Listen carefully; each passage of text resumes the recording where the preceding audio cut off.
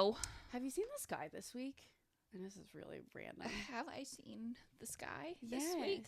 I have seen it. I'm not sure what it is about it that I'm meant to be seeing. Beautiful. Oh, like at nighttime? Yeah. Like sunsets? Yes. Yeah, it's been very pink lately. I know. It's been gorgeous. Yeah. I feel like it was one of those weeks where, like, I don't know. I just took some time to look at the sky, Oh, apparently. took some time to be mindful. I also noticed that, like, my clients brought me a lot of joy this week. I don't know. Like, it was... I don't even know why. It was just like one of those like, oh, like this is good. I don't know about you, but some weeks I like go into sessions and I'm like, wow, I just went from sitting on the floor doing like sand tray with this client to then like really intense processing with an adult client to then like planning out someone's resume the next hour. We were code switching so much. Some weeks that's like, whoa, but other weeks I'm like, man, this is fun. I guess it was just like more of a fun week. A creative week. Yeah. I don't get to just do stuff you don't usually do. I don't know if you heard it, but you were here when we were doing it.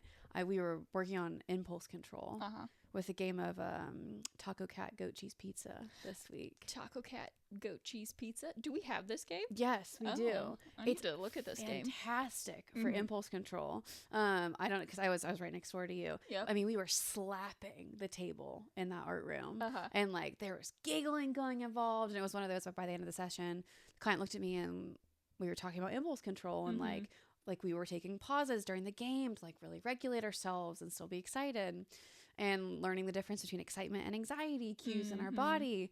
And the client was like, was this even therapy today? And I said, yes, it was. And it just felt so good because all of a sudden they lit up and they were like, therapy can be like this too. It's like, oh, yes, that's so cute. Yeah, Taco Cat Goat Cheese Pizza. Taco Cat Goat Cheese Pizza. And I think that's the fun thing about working with kids is you get to do creative, fun, interactive things, because if not, they're bored or they're just totally checked out. So being able to be like, we're going to draw this today.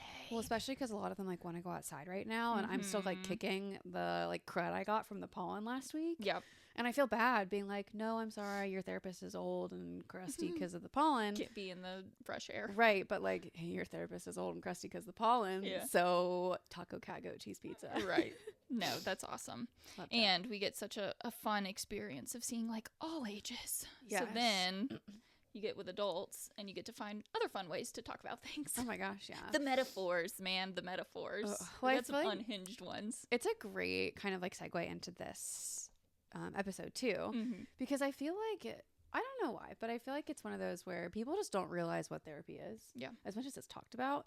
And you know, there are just some hard truths about therapy that I don't think people realize, but it's okay. Yeah. Doesn't make it bad. And we're going to talk about them today. That we are. Because there's some common misconceptions. And I think all the therapists right now, I'd spend all over my feed. I don't know if it's because we're doing a podcast on it today. But it is these therapists saying like, hey, I know that we think that it's this way, but actually They can look different. yeah, this is what it can look like for you too. Yes. This is like one of those where as I was like thinking about this episode, I kept imagining it's like when I'm talking to my friends and I'm like, I'm going to hold your hands as I tell you this thing. I like want to like digitally hold any listener's hands while we deliver this information, because sometimes it's hard or it can be disappointing or it can just be unexpected. But again, like therapy's just different for everybody, but there are some like universal hard truths that I do think should be talked about a little bit more. And this is a good should, not a unhelpful should. Right. Okay. So I love this stat because on days where I'm feeling like, oh God, the content felt like not hitting today. I was stumbling through. This little bit of info just makes me feel like good in my imposter syndrome. I thought it would. But Michael Lambert says that the Therapeutic Alliance accounts for 30% of therapy outcome variance. So essentially what this means is a therapeutic alliance is like the relationship that you build between the therapist and the client, of that connection, how comfortable they feel. Can you laugh? Can you cry? Can you do all these things? I would even say it's over 30%. I think it's more than 30. I would say it's like 70%. I looked at other research statistics and this was by far the lowest, Yeah. I will say. Yeah. So it's at least 30%. Yeah. Which, hey, I'll take even the 30. Yeah.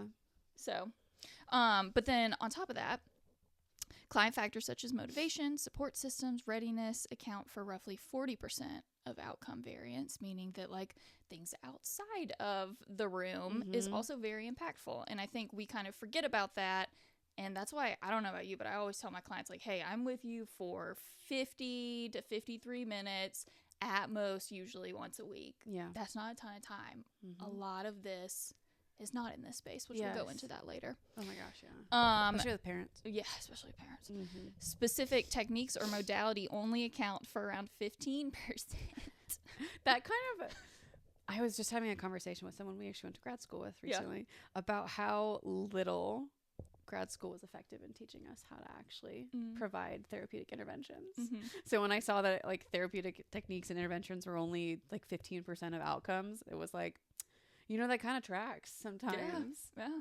They taught us how to have a mind of a therapist without saying like, you need to do this modality. Here's what this modality is. Let's practice this modality. Yes. Which I actually kind of appreciate. I feel like a lot of times like, well, I didn't feel prepared. It's like, well, I feel like you can't be prepared in many cases. You can't. But essentially this is saying like what we bring as a person is important. Absolutely. And sometimes actually, what is that? What's that math? 85% times more important than an actual therapeutic intervention. Sometimes, yeah. Absolutely. And I think just like the combination of the two is like the humanness and the clinical work is just such a beautiful interaction, and it'll look different for everyone. Some clients need 95%.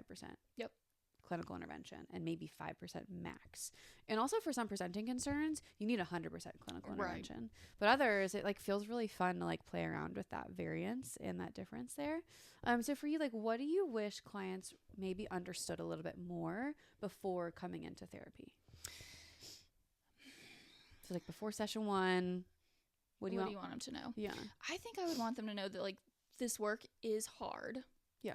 Period. Like I think a lot of people come in thinking like, oh, session 1, I'm just gonna leave and be like, oh, the world is open to me. I feel so happy and positive and all these things, and that doesn't always happen.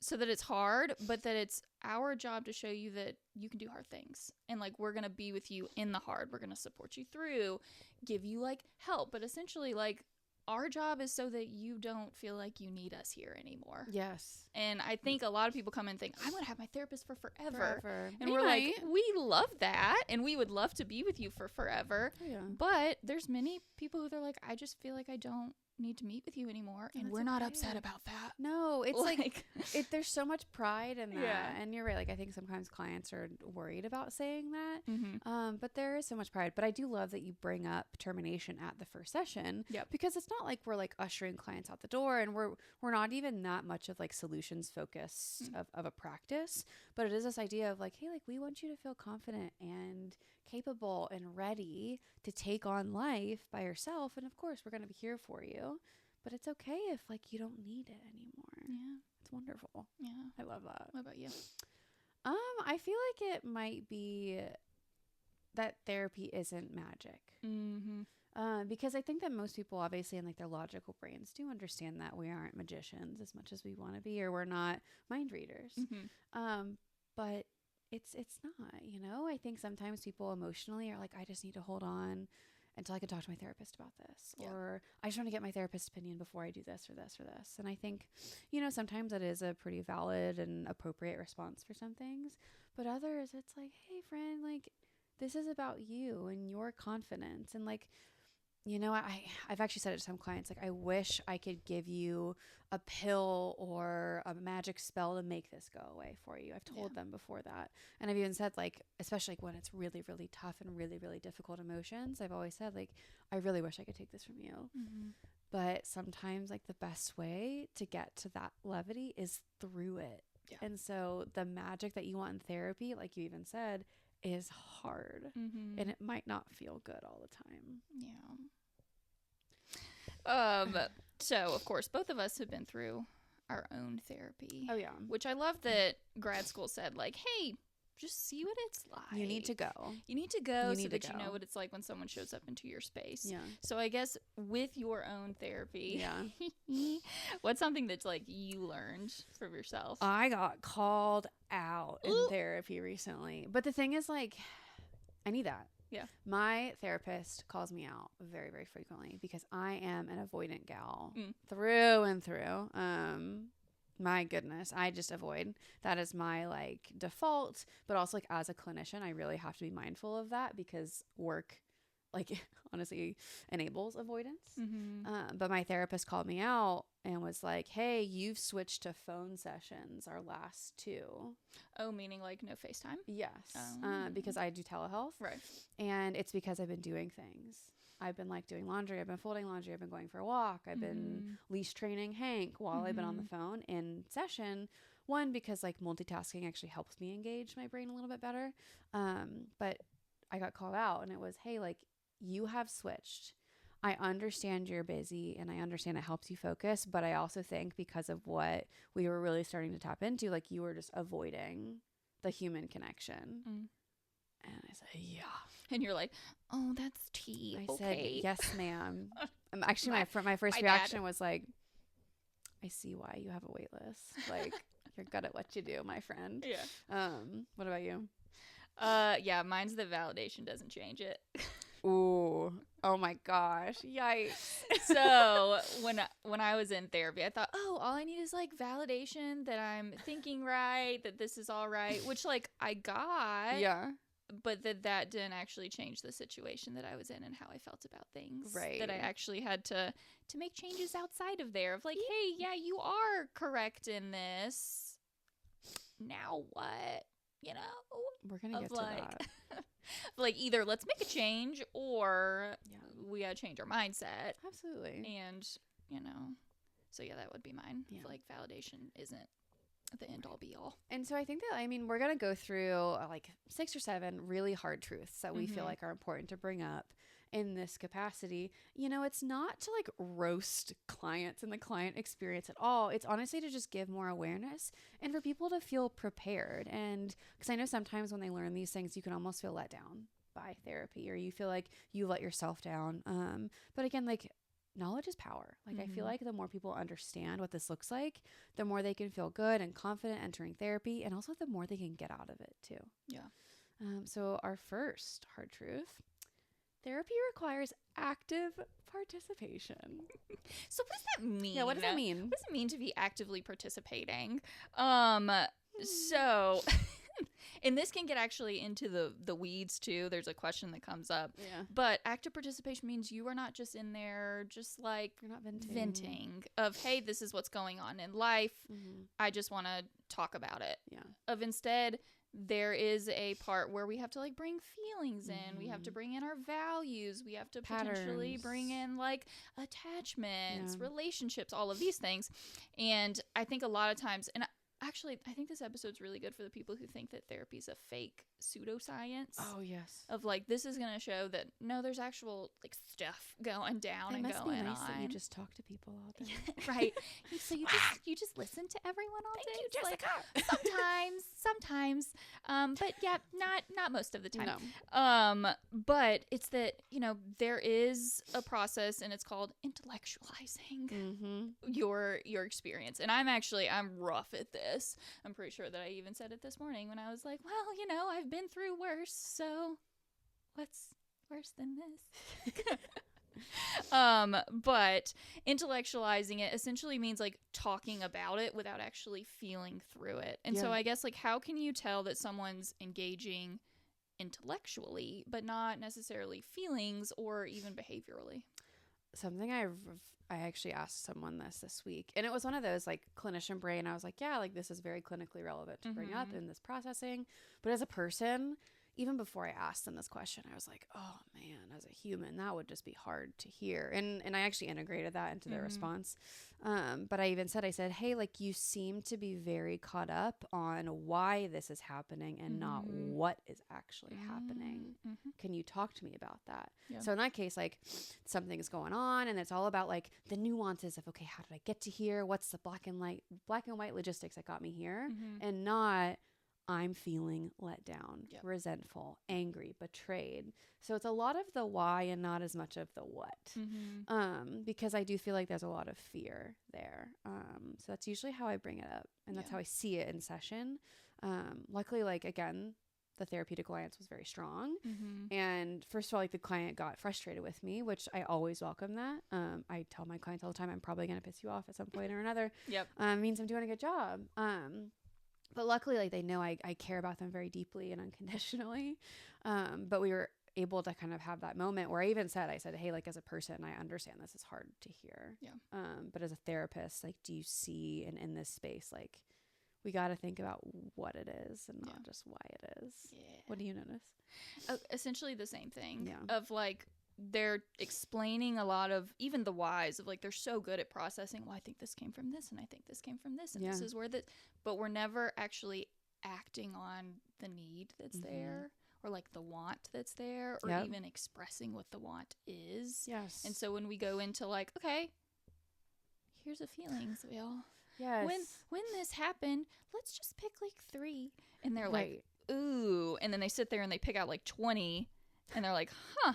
I said, okay, what do we think that's like telling us? If it's one thing to understand the situation, it's another thing to understand the situation for us and what's coming through. I wish I could take this whole idea of awareness alone doesn't cut it and give it to every friend I've met with personally or like client I've seen professionally who has been like, well, I'm the self-aware one. I'm really self-aware. I've always been like this. I just know a lot about what's going on. Sometimes like I hurt hearing those things because I'm like, hey, first of all, this is more than likely a trauma response. But also I'm imagining there's so much frustration of this idea of why am I so self-aware but I'm not feeling better? It's because awareness alone doesn't do anything. And even like research shows us that these new neural pathways that are forged in therapy are quite literally not created with just awareness. It's so much things of insight, awareness, and action all together. I don't think people realize, like you said, therapy creates new neural pathways for us. It quite literally changes how we perceive and react to information and stimuli. But like having this awareness, it doesn't get you there. And so for people, it's like, we're going to hold your hand. It's like, you're not wrong for feeling this way and you're not wrong for feeling frustrated, but we do need more than quote unquote just awareness. Which like great place to start. Hey, when you come in and you're like doing all the things, we're like, okay, sick. Right. Now what? And then you pair that with the people pleasing, our people pleasing people, which is me 100%. And then it's like, okay, how is that impacting this area? Like, well, but how does this actually feel? You just told me what's happening. But how does it feel for you? And it's like, well, I don't know. I didn't think of that. I'm like, hey, I know. Here's where we're at. We're holding your hands. So, like, for you, what have you noticed with an area that, like, you wanted to see change in, but haven't necessarily put forth the effort to that? I think it happens with, like, family things. And not, like, created family, but family of origin. Because I think sometimes people recognize, like, patterns and things that might be maladaptive in their family. And they realize, like, oh, things could look different or things could look better. But it's like, the thought of like approaching that is a little scary. It's like, man, like I would like things to feel different, but I'm not touching that. So I think a lot of like the birth, family, childhood stuff. What about you? Work. Like, what, me? Like the overworking when I'm stressed instead of like resting and being like, oh, well, I have to have time now, so I'm going to get ahead on my homework. Instead of actually using that time to just like give what I need. But I did start that book that you gave me. Do you like night. it? Oh my god, I love it. It's an easy read. I'm on like chapter 14 and I think I read for like I'm so glad you like it. 40 minutes. That's honestly why I wanted to get you the second one. Well, and I love when I brought the second one in to Kyle and he's like, what is that? And I was like, don't you worry about it. He's like, is this what you've been planning for all these months with the wedding? I was like, yes. You will never know. I was actually considering putting a sticky note on those books being like, Kyle, my friend, this is not. So, okay, for reference, we're big readers here. And it's really nice to like go into the mind of somebody else and not a client and not ours. And so we've been like swapping books back and forth. And we're just in like a thriller kind of phase. And there's a book series of 2. It's The Perfect Marriage and The Perfect Divorce. Amazing series by Geneva Rose. So good. I brought those 2 books for Caroline. I returned a book she let me borrow and I brought those 2 with it. And the thing is, the spine of the book of The Perfect Divorce is covered in like fake blood. Yeah. And it's very clear that like it's about murder of some sort. Right. And obviously Caroline's about to get married. Yeah. Sorry, Kyle. It's not messaging of any sort, I promise. They're just really good books. Prepare your mind, Kyle. No, just kidding. But no, and I love it. I love it so much. But yes, so for me, it actually took a lot for me to be like, you know what? I'm not going to do wedding stuff. I'm I'm not going to do work stuff. I'm not going to do homework stuff. I'm just going to go read. I'm going to put myself essentially in timeout in my room and read. Oh, I love a good And timeout. I loved it. Yeah. We should have that, like a timeout chair. We should have a calm down corner for us. That would be so good. So okay. Therapy requiring active participation. Yep. Absolutely. Hard truth number 1. Yeah, no kidding. So okay, statistics again. Studies show that the clients who complete therapy homework have nearly double the amount of positive therapy incomes as those who don't engage in between session practice. Yeah. I feel like logically it's like, yeah, that makes sense. Makes sense. Yeah. But again, I feel like it's just not thought about in depth because like I will totally own up to not having done my own therapy homework before. That's also just like not a good style that I work well with, but I can see you doing well with it. Yeah, I like giving some homework. I like giving homework for clients, but I have a hard time receiving it as a client. Oh no, yeah, I like having it too. It just has to look specific. Right. Luckily my clinician and I we found what works for me. Yeah. But I do think it's again like you have to be active in this, and especially working with children. It's like, hey, we got to do something in between sessions. Well, and it's interesting, this stat, not to go totally off tangent, it'll come back. But like when we look at homework at school, like the percentage of how impactful that is low. Like homework outside of the schoolroom, it doesn't help. Yeah. But I think the reason why therapeutic homework helps is because it shows the client, it shows us that like we can do it on our own. Yes. Of like we have autonomy, we have control, we do have that support, even just like in the people around us, and then it doesn't only happen in this space. And so yes, it's the practicing that technique, but more importantly, in my opinion, it's the, oh wait, I can actually do this when I don't have my therapist sitting right there next to me. I love that. So obviously hard truth number 2, avoidance. It's going to show up in therapy. It's just going to. And so like common avoidance is one. The very like logistical, you cancel. Yep. Or maybe you ghost your therapist. First of all, happens all the time. Yeah, it does. And it will happen. Yeah. I mean, like, please try not to. Right. Maybe just like send us an email. Yeah. But, we're not gonna be upset. Like we're gonna be like, okay, is there anything else we can do for you? But I'm usually like, are you physically well? Right. Like, is there harm? Yes. So yes, canceling, ghosting. Again, like intellectualizing instead of feeling is an avoidance. Yep. But there's also this idea of like staying in like storyteller mode and not shifting into therapy mode. I notice it a lot with my clients who like to yap with their friends. Sometimes I have to pause them and be like, hey, I should remind you, like, this isn't like yapping. This isn't like we're going out and like having some drinks at a wine bar together. Like, we gotta do something with this. Right. And then also just saying, I don't know, over and over and over again. I see it a lot with my kids. teens. So many with kids. My little teenies, they love that. I don't know. Do you not know, or do you just not want to know? Right. And then you sit and stare at them, and you're like, It's my favorite. you don't know. And they're like, I'm so uncomfortable. It's like, that's the point. Or they'll be like, why? Are you just going to sit there? Maybe. Yeah. Silence is a tool, my friend. And then focusing exclusively on others, which I think that's the biggest one with avoidance, is we think like, well, it's everyone else. It's like, okay, but we're choosing to be around everyone else. Let's talk about that. Let's talk about that. Yes, we got to give other people their own yard, because our yard is our business. Yeah. It's our responsibility.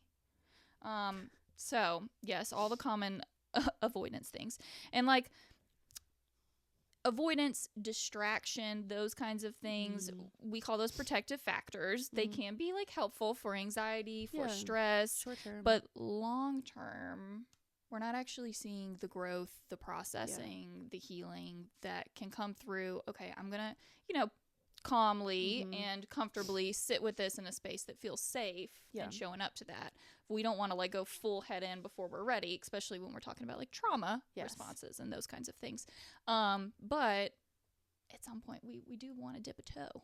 We do want to dip a toe. Mm-hmm. So then, I mean, how do you name it in session with clients? Because again, that's really hard because this is obviously could be a protective factor with trauma. It could be their own resistance or their own fears or vulnerabilities. It's a really hard topic to approach. Yeah. I like to take like a psychoed moment. So first I'll just sit there and I'll be like, there's this thing.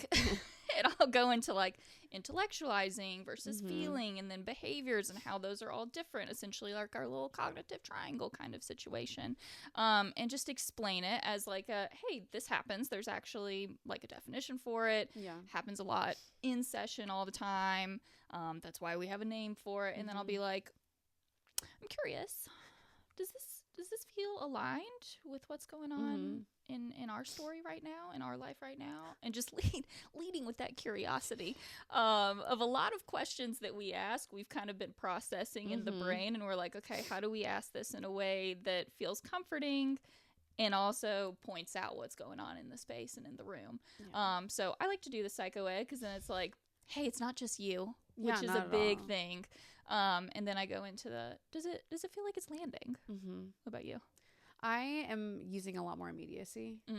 I'm a DBT girl. Yeah, for sure. But luckily, like the clients that I work with and the clients that I attract to usually want a little bit more like directness from me. And so it's never like mean or rude, but it's sometimes I'll pause them in session and I'll say like, hey, we seem to be dancing around something right now. Yeah. And first of all, I'll say, we can recognize it, and I'm going to say it's okay. Do you want to approach this? Right. Always going to ask for consent. And if they do, we'll make sure that they feel safe enough to tackle whatever we're avoiding. But if they don't, that's okay. Because I always let them know, like, hey, like we said, avoidance is a normal part of therapy. It's unfortunately a normal part of life. Let's talk about what it might be protecting. Right. I also bring in IFS. It's like, is there a part of you right now that feels threatened, that feels like exposed or at risk?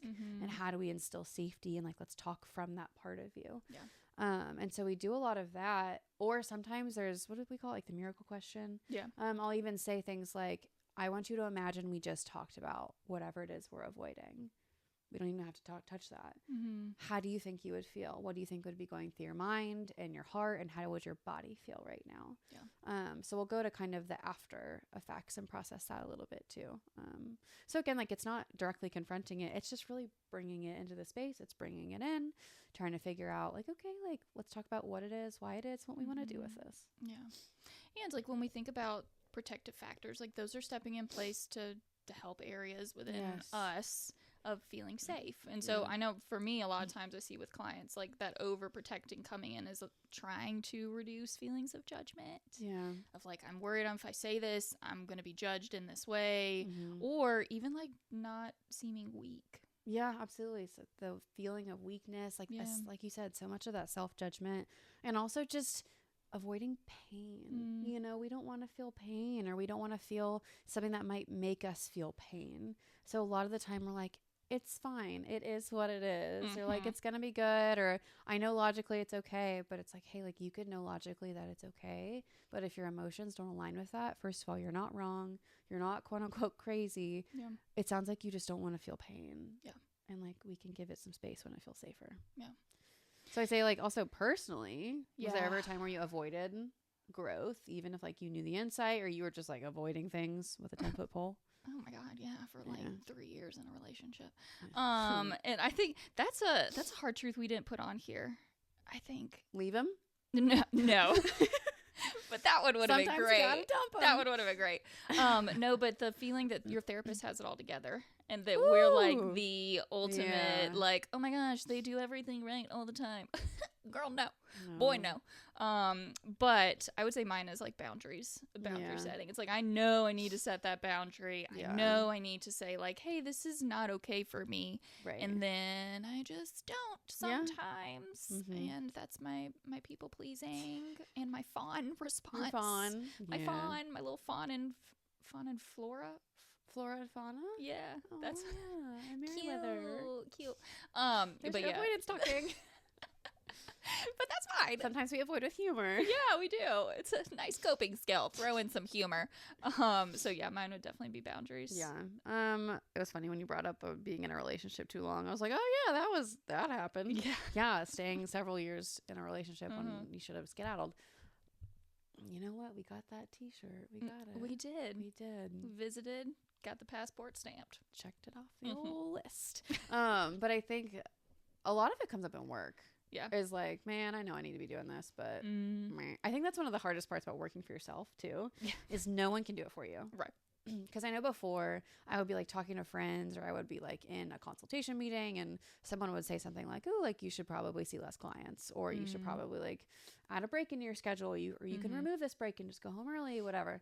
Yeah, there's that. And then I'm a big avoider of pain because I'm like, that just sounds like a lot right now. Yeah, it just doesn't sound like something I'd I want to rather be doing. just be horizontal with a heated blanket and a book and phenomenal. Yeah. Maybe a little bit of tea. Yeah, and you just got a new heated blanket. Ooh, Listen, treat yourself. Yeah, treat yourself. Okay, so before we roll into this third one, as Sarah said, we are holding your hands in this one, and this is said fully out of love. And we just mentioned multiple times where this has come up for us as well. Yes, and I say we have been on the receiving end of this. Yes, 100%. Multiple times, probably. But that maybe it's us. maybe it's us. Maybe we're the problem. There are things that like we're doing. Yeah. That is impacting our experience in the moment. So let's go to a stat.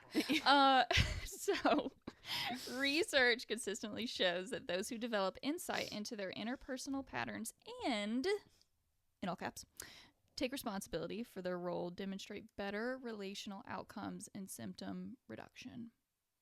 Yeah. Therapy dropout rates range from 20 to 57%, and defensiveness or low readiness for self-examination shows strong correlation with ghosting in therapy. Yeah. Okay, feel that. It's hard to hear sometimes. Of course. And it's hard to hear.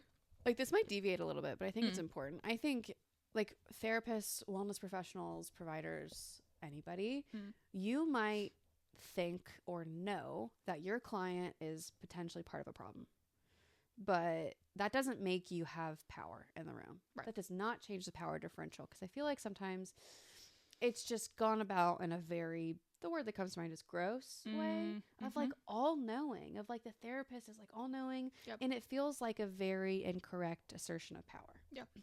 And I know for me, there's always going to be a point where we're part of a problem.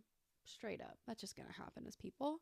I honestly really like to model what that's like with clients. And I know sometimes I'll leave a session and I'll wonder if maybe we had processed something into a depth that may have gone a little bit too far. Or I think I try to really hold myself accountable. Whenever I have those moments, in the whole next session, I bring it up and I say, hey, I want to check on how you felt last session. I really wondered if us processing X, Y, and Z, how was that for you? I want to make sure it didn't go too far, or things like that. And again, like modeling the fact that we might make mistakes. We might enable a problem. It's not intentional, but it might happen. And in times where, first, when it hasn't been a problem, clients even said, like, I really appreciate you even bringing that up. It makes me feel cared for. I also feel like I'm still in charge of therapy. Right. Or in times where, you know what, it has. Like, I will straight up say, like, I apologize for that. Yeah. I said, I realize how that probably impacted you, and I want to make sure that you still feel safe.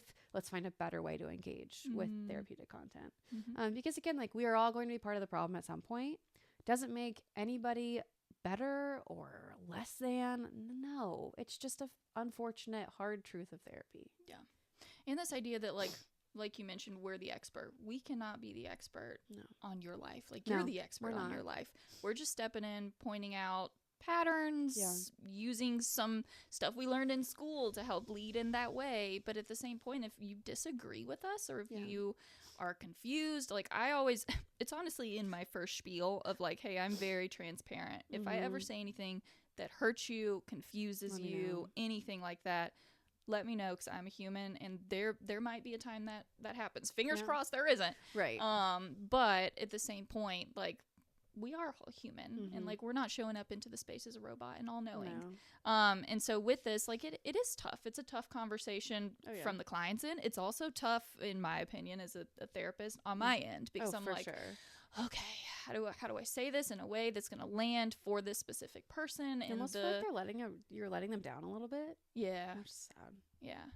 Well, and it's hard too, because we do spend so much time looking at the outside as well. And so then when it's like, but hey, yeah, this might not be it. Here we are. But yeah, so sometimes it's us, and it was me sometimes too. Well, I'm just like recognizing again, this is usually happening as a result of defense mechanisms, but it's just reminding people that like defense mechanisms will layer on top of each other. When we don't address these things, or when we're not feeling safe enough to process, these defenses will layer on top of each other, and all these layers upon layers upon layers. It's like a game of telephone. It will distort your reality at the end of the day. Yeah. And it's another one of those where it's like your feeling will not be a fact anymore. And so without even realizing it, all of your protective factors and mechanisms, they may have contributed to a pattern that's harming you. And I know that's really hard for some people, because again, these things were meant to keep you safe, and it ended up harming you. Yeah. And then on the flip side too, following it up with, from the therapeutic side, of like, hey, I know this might be hard to hear, but also, wow, what an opportunity that we have. Yes. That this is within our control, within our autonomy, and the ability to like shape this in the way that we want to move forward with it, or leave it and still process what we want to do with it. Absolutely. And just again, like if you are part of a pattern, you can also be part of the solution. And there can be a good feeling of autonomy. Because I don't know about you, but sometimes a client will say like, I wish I had done this myself so I would know what I could do to move forward. Right. You know, this is a little bit more of a negative spin on that, of like, okay, like I see what I've been doing, but that also means that I can have control of moving forward too. Yeah. So whenever like you're able to process through and feel a little bit more calm and regulated, then it can feel more empowering. But at first, absolutely not. Yeah. You're not going to say like, I feel powered because I'm the problem. Woohoo. You're not usually going to feel that way. It's going to be like, man, that stinks. Dang it. But it's all right. It's okay. It happens. Yeah. And it's going to happen. And also, if you feel like your therapist has brought that up to you and it was brought up in a way that just didn't feel right, maybe we need to reevaluate the therapeutic fit too. Of like, wow, like I didn't like this. It's okay. Like the style may not have meshed. Again, finding a good therapist is so much like dating. Right. You're not going to commit to every single person you've dated. Yeah. That's fine. So I know for me, when I did this, it was definitely in relationships, in my attachment style. Yeah. Of like, I'm going to make it work no matter what. Because if I don't, then that means there's something wrong with me. Yeah. And I failed. So, and that's a big one of like how it shows up in attachments and interpersonal relationships, as well as other things as well. But for you, in a moment that you noticed, kind of this coming up. Oh, actually this week, when I texted you, because like I never actually considered it, because like work wise, when I'm just like busy and when I have a lot on my mind, I'll just like pop in, go see clients and leave. But I didn't realize, like, again, like I'm working with somebody else. I was like, oh, like, wow, like I've been just like not as present this week. That's why I reached out to you and was like, hey, like, I'm so sorry. I was just going to work and seeing clients and leaving. But then I had to realize like, wow, like I was part of a problem, or like I could have been a problem or perceived like one. And that, first of all, that's okay. But like, you gotta nip it where you can, because you can explain something, but it's not an excuse really. So there's that. And then also like in relationships, like beating a dead horse. Yeah. And leaving. That should have just be the episode of this episode, or title of this episode. Just leave him. Leave that man or woman. Leave them. Yeah. Okay. So when we're talking about it, because this is a hard one, but when you're talking about it with clients, like what does that look like? Oh, it's hard. And it's a lot of kind of like what I've explained already, but I think it's one of those where I have to like zoom out and use the therapeutic relationship, and I'll have to look at them and I'll say, hey, there are some patterns here. And I do think that we should probably look at them and examine them. And I'll even say like, where do you feel like your role is in the pattern? Because it's not blame, it's not shame. And I'll even say like, I can recognize how harmful this is. where are we in relation to everything else? So I'll try to like do that.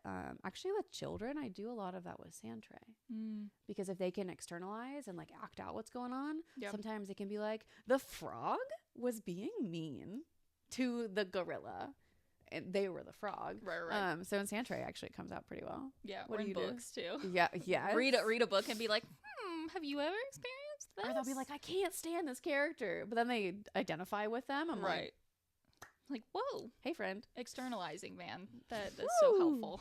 Kids, teens, and adults.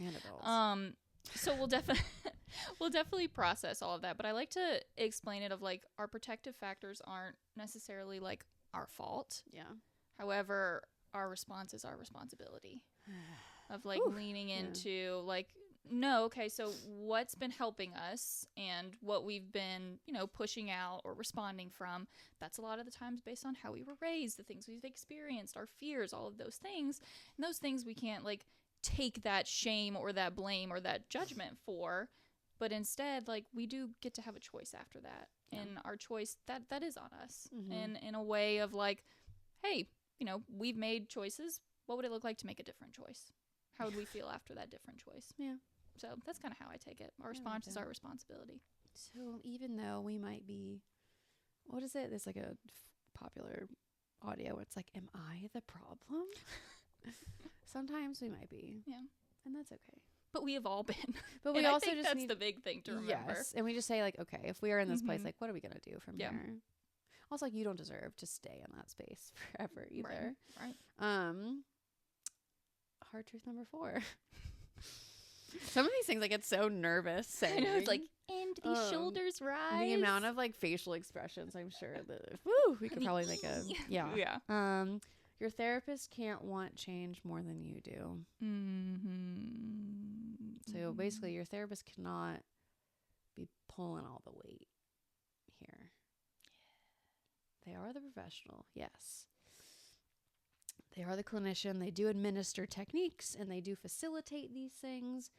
It's got to be a partnership. Not every no partnership is 50-50. Right. But you need to want to be involved. Again, therapy is an active participation game. You got to be active and you got to want to be there. Which obviously there's some kind of fine print of like mandated therapy and things like that. Very different situation, but your therapist can't want change more than you do. Yeah.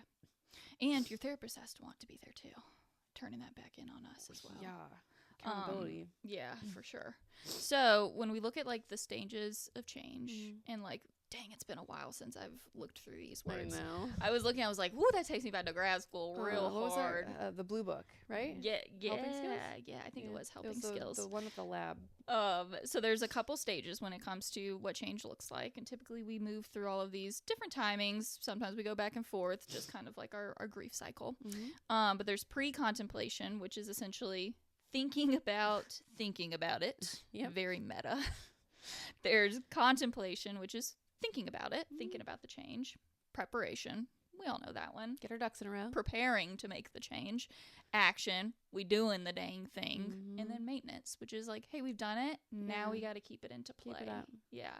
And that maintenance piece, that's a lot of, honestly, the really hard work is when people start to push against that change. You're like, oh, well, is that saying that I did something wrong? Right. Is this not okay? It's like, well, and there are multiple stages before the action stage for a reason. It is off balance. Action is not in the middle. It's towards the end. Yeah. It's because it's so hard to enact change. And we can validate that. But we want to get there. That's the goal. And it's this idea of like your therapist can't do these things for you. We can process it, we can practice it, but at the end of the day, like, you also deserve to be able to do these things for yourself. Because like, yes, I have been with clients as we've like written text messages together. We've drafted emails. We've like broken up with people before, like, and I've done that in session with clients. But at the end of the day, like, it's on them, not in terms of like, this is your mess to clean up, but more so in terms of you deserve to be able to feel free and it comes from you and nobody else. Like, you have this within you. Yeah. Yeah. It's the same thing like that we mentioned in the beginning of like, the whole purpose of us being here is to show you, hey, you can do this. We're here to support you, but also like we can find better ways to make it happen, easier ways to make it happen, but like you're the ultimate decider of your fate. And we want that for you. Yeah. And whether that's like relationships, boundaries, your environment, jobs, all the things of recognizing they all come into play, and like change looks different for everyone, and it looks different in environments. So we can help process that as well. It's like, what would that change look like? How do we feel after that? Okay, so with you working with a client who wants relief but avoids action, leaning into that relief and the change that's needed, how do you work with that? It depends on age. Sometimes with younger ones, actually something I've done in the past was, it was actually right after COVID, so I had a lot of extra rolls of toilet paper. We built a wall with them. With toilet paper rolls? We did. Cool. And we didn't write on them because it's very wasteful. And like we ended up like using them, and it was for the office at the time. But like for every roll, we put a sticky note on it of a reason why I'm afraid to do this, or like a roadblock, a quite literal wall I have between me and relief. And then we burst through it together. And it was a really like wonderful experience for the client. They felt, it was fun. They felt proud. And as we built this wall together, we thought about all of the pieces in place. So there's that. And then I think with adults, it's a lot of just kind of, first of all, bringing it into the space of change is scary. And if our comfort zone is in a place that's not kind to us, what is that like? And knowing that if, you know what, we can have the discomfort of what we know, or we can have the discomfort of what we don't know through change. And I really like to process that a lot with them, of times where they've been through that before. There's a lot of time of trauma link, or just a fear. And so it's a lot of like the fear-based processing. Yeah. What do you notice? Yeah, definitely. Definitely tapping into that fear, and like transparency, of course, of saying like, hey, I'm noticing these things. Yeah. Of course, checking in with them, having that conversation. But then I like to take a more strengths-based approach. I love it. Of like, I'm like, hey, what are times that we've done this before and it's helped? Because they probably have already and they don't realize it. And I'll even point out like in the room, if we're kind of like building that felt confidence and, you know, working through some of those things, I'll say like, hey, you just did that. I say, what was that like? Did you even realize that you did that? And they'd usually be like, no, but I guess I did do a good thing. It's funny. I was with a client the other day, and I did this little thing. Yeah. If you can see us, I'm doing the little two-finger clap. And they were like, "What is that?" And I was like, "Oh, sorry, that's a clap. That's a good job moment." Yep. And they were like, "Ooh, yeah, okay." Yeah. So like, love to give them in-session claps too, of like, one, pointing out times where they have done it and what that felt like, and if they even realized. And then two, like in the moment, just calling that forward of like, whoa, you just did that. That was a great job. One of my favorite things to do with clients sometimes is to review our past notes together and be like, do you remember in October of last year, you were going through this? Look at you now. Like, that's amazing. So very similar. It's always fun to bring out the old archives once in a while. Like to bring out the first session notes and then be like, look at where we've gotten to. Like before, we couldn't do this. Now, you don't even think it's a big deal. You don't think about it. Yeah. Okay, so personally, of course. That's a lot of like work. Like for a lot of that, I think about work of like, man, I don't want to leave this job or I don't want to bring this up. What's going to happen? But like, you got to do it. Yeah. It's got to happen. My biggest one is upholding our cancellation fee. Yeah, I struggle with that one. Or just like my schedule of like, hey, I don't like to see over this many or work this hour, but we'll do it. So yeah, definitely work related too. And you know, like we said, this is coming from, I wouldn't even say those are fear. I'd say it's more for like care. Yeah, I want to care for people well, but prioritizing yourself. Yeah, realizing we got to care for ourselves first. Put your mask on. Yep. Before you put the other's mask on. Correct. Okay, hard truth number 5. We've talked about it before with the splinter analogy. We have, yeah. That therapy may feel worse before it feels better. So, like the splinter analogy, if you've heard it before, of essentially like if you leave that splinter in, she gonna hurt. She's gonna fester. Right. She gonna get a little bacteria, a little situation going there. And it's gonna hurt while pulling it out. Yep. However, it allows for actual like okay, now we can clean it. We can see the healing method and all of that stuff. And so a lot of times, like, this comes from especially like trauma processing. We're big trauma people here. I've heard so many times like, well, I don't want to go back into it. Yeah, I don't want to go back there. Because what if I get stuck in it? What if it's too hard? Yep. And so like working with that in a safe, calm, slow manner. But recognizing that like there are stuck points in our life, and in order to move through and with those stuck points, it does involve going back into them. It does. Safely. And that's hard. Yeah. And it's also this idea of like when you emotionally suppress yourself, like it will reduce your awareness, but that doesn't mean it's reducing your stress. So like in a physiological state, like you're probably still feeling the stress too. And so I think it's this idea of like, absolutely, like it might feel worse before it feels better. And sometimes it even should. But it also like, if you're able to find a strong therapeutic bond that you feel safe and it feels secure and there is the time built into there, right. You can have someone with you in that. You don't have to do it alone. Yeah. The first experience when these things happened, you may have, but you don't in this capacity. Like that's why we're here. But I also do think there's this idea of sometimes it can be forced in therapy. And that's when we got to be accountable as therapists of, especially on the intake sessions. I always talk about clients. I'm like, I'm going to ask you a lot of questions about your background.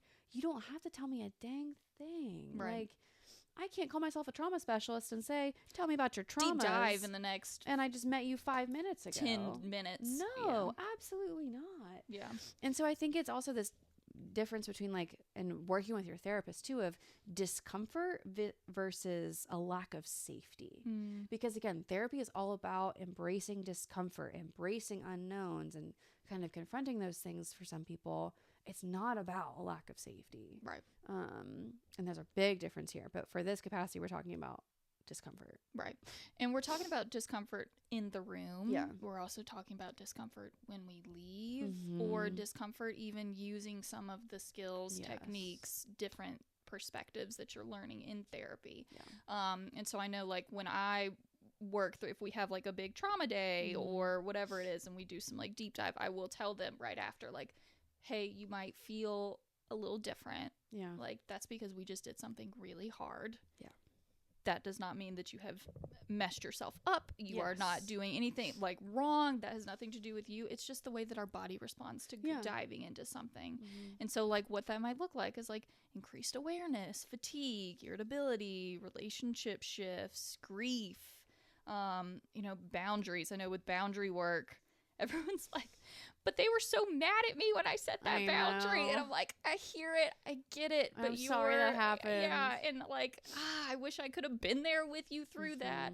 However, your boundary doesn't say anything about you. It says something about the environment, the person, the experience. But that discomfort isn't saying that like therapy isn't working or you're failing. Instead, it might actually be saying something different of like, hey, you just did some great work there. Yeah. Well, I actually talk to clients a lot, and sometimes they come in and they get really frustrated and they're like, Sarah, I feel like I'm feeling good, I'm feeling better, but some of my relationships are falling apart. And that happens a lot. And I always talk about how sometimes that's just the negative side effect of good healing. Is you'll realize that there are some relationships that aren't there for you anymore. And I always like validate, like, I'm so sorry, that's so hard. And I even say like, you're not alone. I talk to a lot of clients about this. I said, it's not you. I said, but let's talk about like, did we outgrow this person completely? Are we growing on different timelines? Growing together, like apart? Like we can decide what we do here. Right. And like Sarah mentioned too, this is not a, hey, my therapist keeps pushing, and I feel unsafe and uncomfortable and destabilized, and I feel like my whole world is crumbling. Yeah, that's different. Your therapist will, I'm not going to should them, but they will, if they're doing a great job, they'll attune to like where you're at and not push forward. If you're, especially if you're sitting there just like really in the feelings of like taking a moment of like, hey, let's check our time. Let's make sure that we're not, leaving in a crisis. Yes. That is something very different than, hey, I feel unstable or not balanced leaving today. Usually in those like heavy trauma sessions, I'll like, I don't cut the session early, but I always like pause that processing and I'll say, I want us to be aware of our time. I don't want you to feel like you're leaving this office with an open wound. How does it feel if maybe we shift to the last 10, 15 minutes of our session, look a little bit more stabilizing and regulating? That's just so hard. One again, like, where do you think those differences are with like discomfort versus harm? So thinking about discomfort, that's something we're all going to experience, right? And I like to look at it from a muscle perspective. Of discomfort builds strength, whereas harm causes like injury. Of unpleasant but temporary with the discomfort, but then leaning towards growth with that versus harm is like violating, dangerous, does not feel attuned. Of like how, growth rarely feels like cozy. There are going to be instances where we're like, ooh, this feels different, feels weird. That's change. But that it should never feel like it's violating or something that is just like you were pulling back all the layers and just being left there open. Absolutely. So I usually like to explain it as like, okay, one is building strength, the other one's tearing us down, is actually like injuring us. I think of it similarly. I think of like when I'm in a workout and I'm going through it, like my muscles are physically shaking. I'm very uncomfortable. It feels foreign. It feels odd. I just feel like off a little bit, but I still feel in control. Versus like there have been times where I know I'm injured. And I know there's a fracture. I know there's a break. It feels wrong. And it also feels threatening. Like my threat signals in my nervous system go off. And so I think it's the same thing, like in a musculoskeletal version. It's like, hey, like, let's think about a workout where you knew it was tough versus a workout that may have hurt you because maybe our form was incorrect or the instruction just wasn't thorough or whatever that looks like. I think of it in that way. So like for you, how do you know that it's growth? What does that feel like? I don't like it. I think I don't like it sometimes, but I want it. That's the thing is you want the growth, but you don't necessarily like what it takes to get there. And acknowledging that of like, wow, like, I need to make some changes with my schedule at work. Like I just did that about a month and a half ago, start of the new year.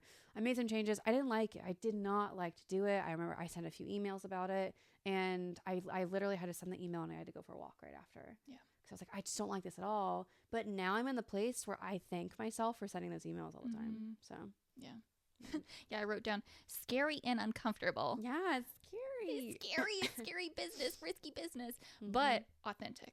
Of like once it's done, I'm like, okay. It's like you get that sigh, that somatic release of, all right, that feels like me. I didn't love doing it, but you know what? I feel so much better on the other side of that. Right. And that like I could do hard things. Sure. I feel energized with that too. No kidding.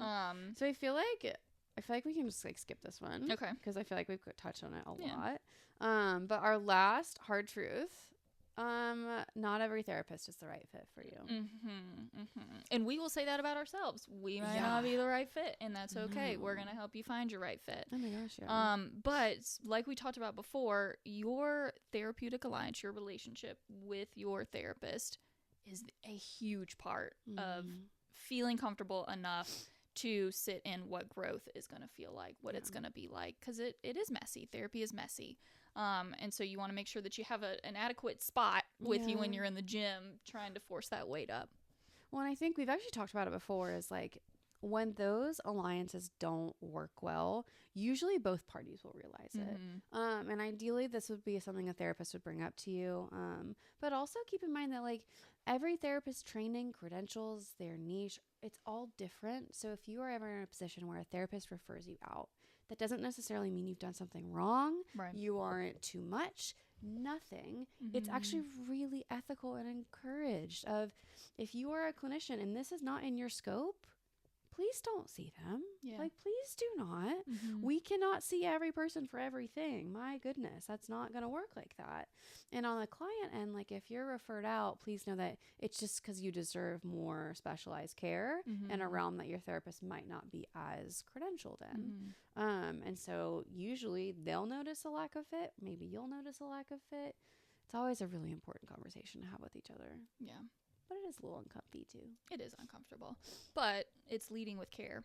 And I think that's the important part of this process is I think social media can skew that. is like, I know I've seen on social media, some people are talking about, like, ooh, I did this with my therapist, or my therapist told me this. And sometimes even therapists talk about their own relationships with their clients. And you know what? For clinical practice, there are some therapeutic alliances where, like, I have a client who I talk about what books you're reading, but it's like on our way out the door when they're like, oh, like, I noticed you had this on your desk. Like, what are you reading? And we talk about it.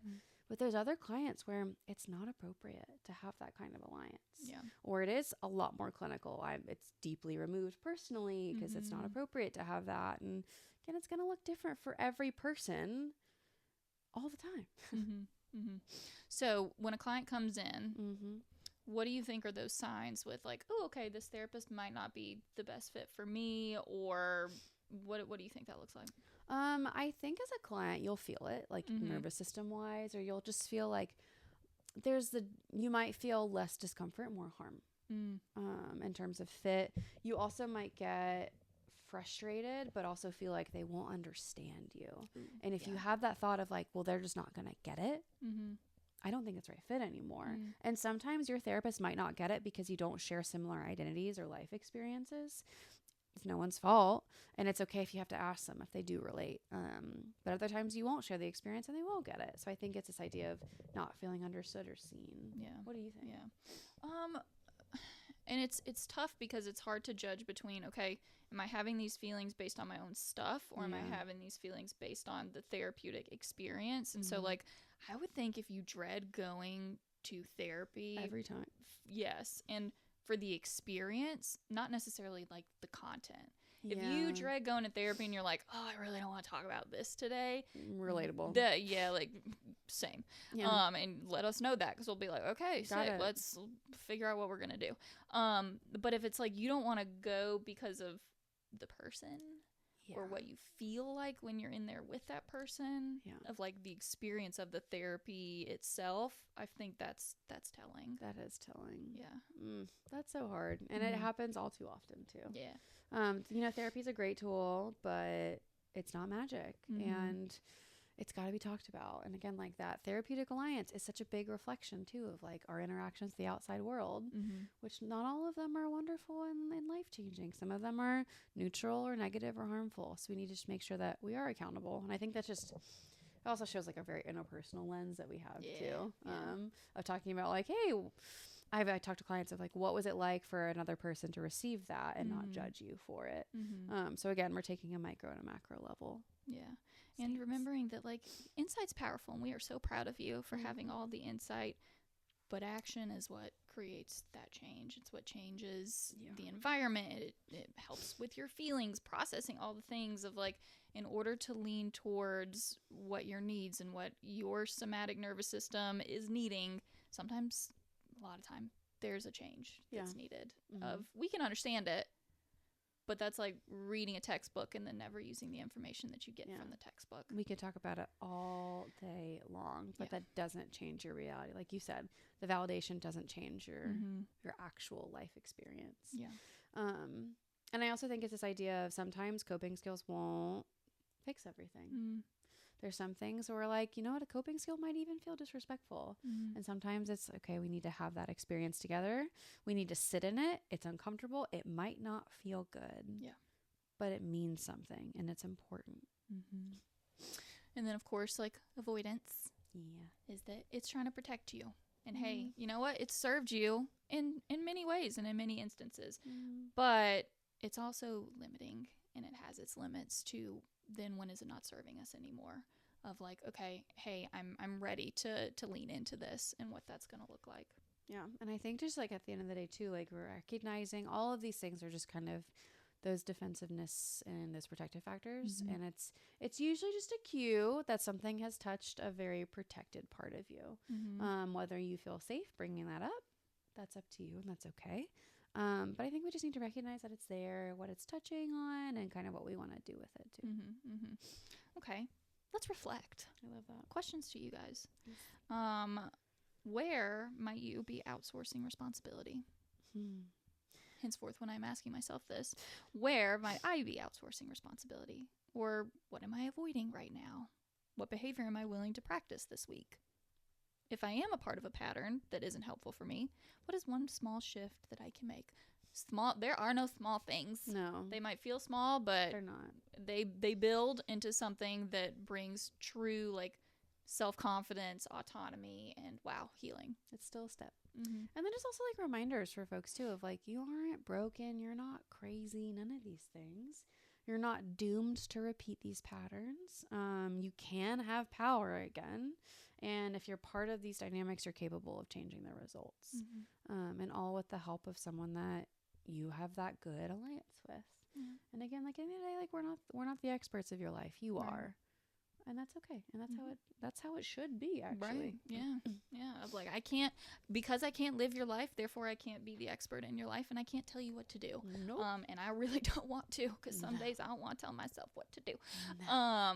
But if you're hearing this, know that like we care for you. Yes. We care about you. The reason for this episode today is to say like, hey, if you're thinking that therapy is this way, maybe we helped build some insight into what it looks like for us, what it could look like for you. If you've been skeptical about it, of thinking, oh, and you just go and you just vent the whole time and all the things of like, hey, maybe we might have like a good 10 minutes where we hit that vent session, spill the tea. But that is not what therapy looks like. No. And it is hard, but we're going to be with you through the hard. And it's truly incredible. Yeah. And I do think everyone deserves to have that experience. Yeah. Because it is a life-changing experience. Right. And we're very grateful to be in the position to facilitate a lot of these things. It's an honor. It really is. It really is. So if you want to work with us, or if you just like resources, questions, comments, concerns, hit us up. We got www.soulhavengeorgia.com. Follow us on Instagram, Facebook, TikTok, YouTube, Spotify, iTunes, all the things. We're on all social media. But we are here for you. But just remember that this podcast is not in lieu of therapy. If you feel that you are in danger, in crisis, then please visit your local emergency room or call 988. But other than that, you guys enjoy the weather on this nice little Friday. I love it. Maybe spring has sprung. I hope so. I really want to. We'll catch you on the flippy flip. Bye.